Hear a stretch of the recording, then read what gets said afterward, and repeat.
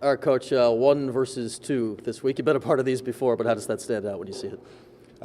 We've always looked forward to playing Notre Dame, and this is going to be only our second road game of the year. So we're outside today and the rest of the week practicing, trying to emulate what we're going to see, the field turf outside and that kind of thing for our goalies and our players.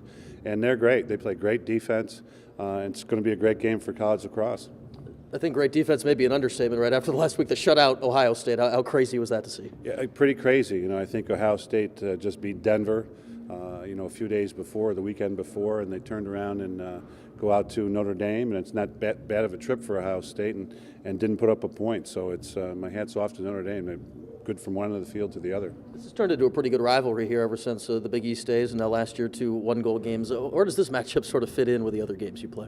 Well, I think with the exception of, a conference championship, we've met in the Big East in the conference championships, and last year with them in the ACC conference championship. Those are pretty big ones. So to go out there and have number 1 play number 2, it's just great. We're excited for the opportunity. Coach, I'm wondering if you've seen any of the reports that come out recently about Hayes, and if you have any reaction to that. I've already made my comments on that. Is he going to turn any time? I've already made my comments on that. Do you have any update on Randy? No, I haven't talked to, we had yesterday off. We had to take a day off this week, so we did it on Monday, and I have not talked to the trainers today. He seemed to be in good spirits and moving okay, all things considered. What did you see from Tim out there last week in his place? I thought he was very good. I thought he executed very well. He went to the goal a couple times, very strong. I wish he had done it more, actually.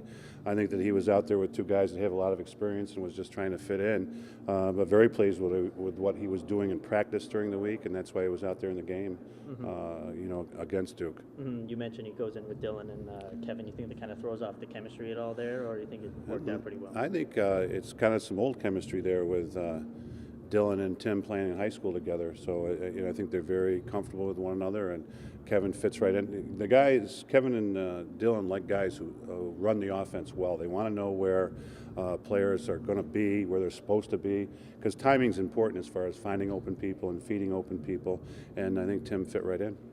Coach, I know you talked a little bit about how Peter McCartney wasn't here in the fall. When you found out that he wasn't going to be, was there any thought in your mind that it would kind of set him back? Oh yeah, no, I think I've said that all along, that I'm very happy with how Peter's playing. I think anytime somebody takes a semester off, we go for 5-6 weeks in the fall and get a lot done there.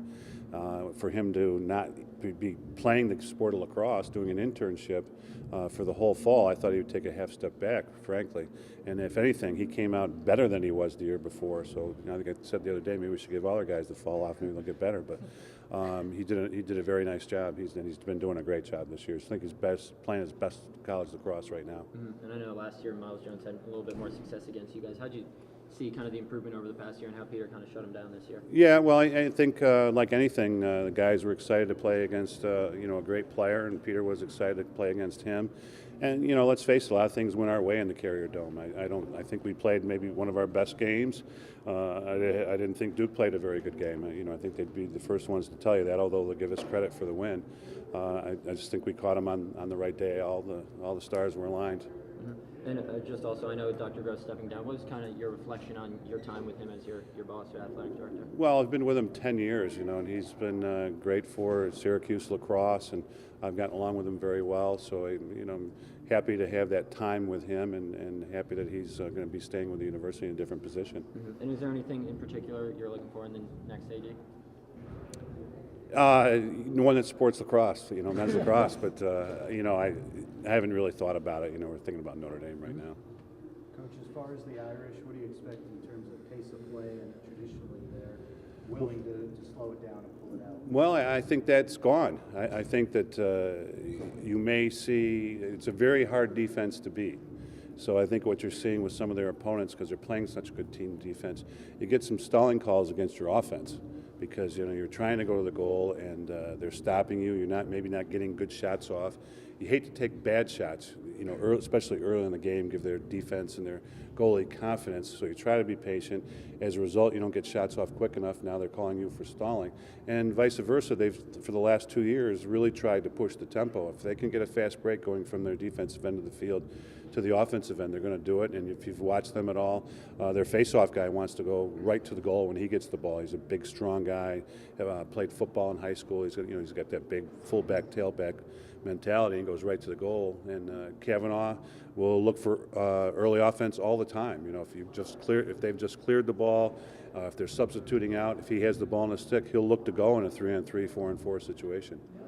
And as far as your offense, I know you've talked about this before, but could you just kind of elaborate on, I guess, the versatility that you can lose a Randy Stocks and, you know, just kind of move pieces around? Yes, well, we're fortunate. You know, we've got some backup attackmen, and Jordan Evans played some attack. You know, he could be one of our attackmen next year. He did a nice job when he was in. So it's good to have guys that are interchangeable.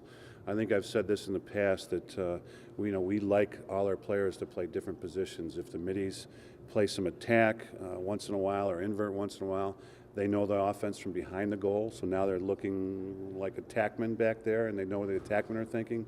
Vice versa, we'll bring an attackman up top in front of the goal, and now he's playing in a little bit more of a midfield situation, and now he knows what the middies are where they're supposed to be, what they're looking at when they're up there. So it's hard to get both positions down, but once you do, it just makes you better within the offense.